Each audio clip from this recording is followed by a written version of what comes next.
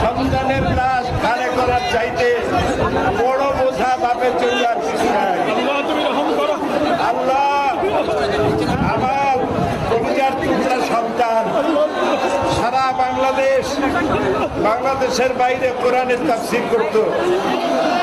আল্লাহ তুমি তাকে জান্নাতুল ফেরদাউস মাত্র কয়েক মাস আগে আমার মায়ের জানাজা পড়ায় গেলাম। আমাকে একটু সময় দিল না। আমি যে আমার মহিলাদেরকে আমার মা মারা গেলেন, আমার ভাইকে সান্ত্বনা দেব, আমাকে সময় দেওয়া হলো না। আমার কলিজার টুকরা বুলবুল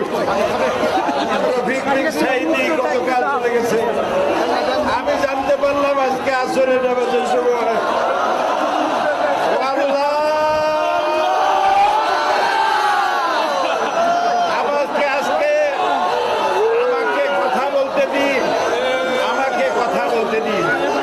আমি আজকে 50 বছর কোরআনের তাফসীর করেছি সারা বাংলাদেশে, সারা পৃথিবীতে।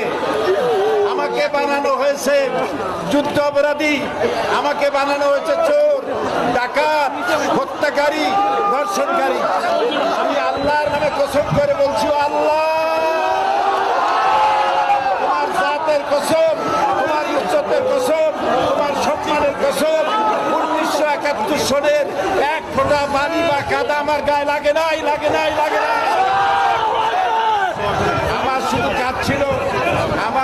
কাজ ছিল কোরআনের প্রচার করা।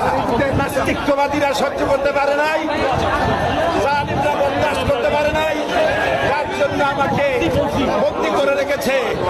আমি শাহাদাতের তামান্না করি, আমি শহীদ হতে চাই, তবে চোর, ডাকাত ইত্যাদির বদনাম নিয়ে মরতে চাই না।